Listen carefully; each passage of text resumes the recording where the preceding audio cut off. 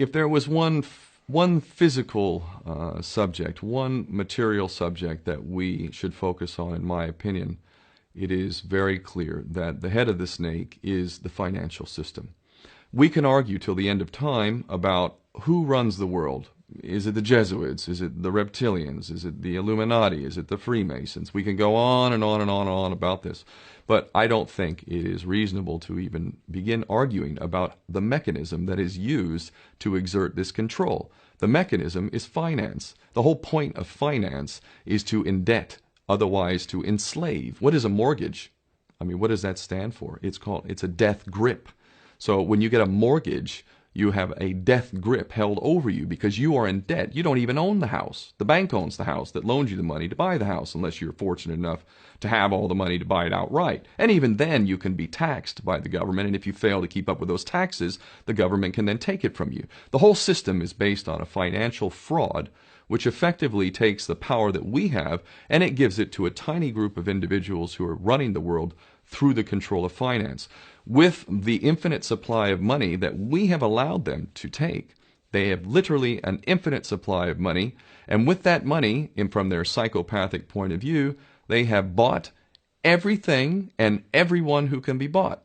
So those of us who cannot be bought, because we operate on a level that goes way beyond the material, we are not rewarded for such behavior, we are punished for such behavior. And the most slovenly, disgustingly criminal, pedophilia, corrupt moral individuals, those are the ones that are rewarded in this system, which is upside down. We reward the pedophiles, we reward the corrupt, we reward the liars, we reward the people with no morals at all, and usually we compromise them under this system in terms of maybe a videotape. Maybe Barack Obama is gay. The we have videotape of him having sex with another man, or perhaps some other acts that may be not so popular amongst many of the electorate.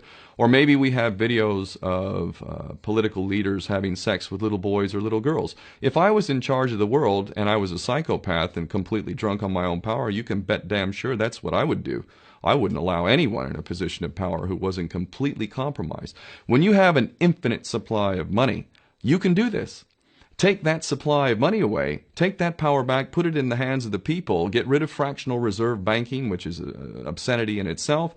Listen to the lessons of Jesus Christ. If you're a Christian who got really pissed off when he went to the temple and he saw what the money changers were doing, let's take back control of the issuance of money, and not just on a national level. I'm happy to see in Denmark that you have your own currency, you don't have the euro, but on every country's level, they should be issuing their own currency in a transparent, non-usury based way in which it really, truly benefits the people. And in that way, we can literally free ourselves of the banking debt which is drowning us all, and we can stop scrambling for the crumbs from the table of these filthy rich psychopaths and live in a state of abundance just by changing this one thing. And I'm not just talking about abundance for Western nations who have an artificially inflated value with their currencies. We all in the West are guilty of having that reward while the rest of the world is sucking on it.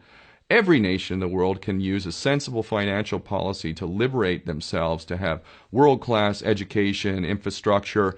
Everything that a healthy society would require can be had in the worst, most corrupt African country, in any part of the world. We can all have that if we simply change that one thing. John F. Kennedy did that about 6 months before he was taken out. He issued United States notes as opposed to Federal Reserve notes.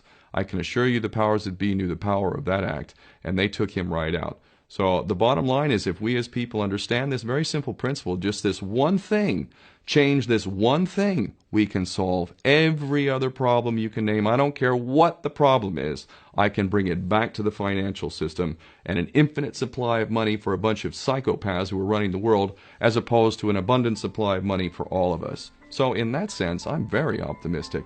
This is not rocket science. I am not the smartest guy in the room. We can all understand this. And as soon as we do, we can exercise the same power that we had, but relinquished, and we can have a future for ourselves and our children. There's a lot to be optimistic about, quite frankly.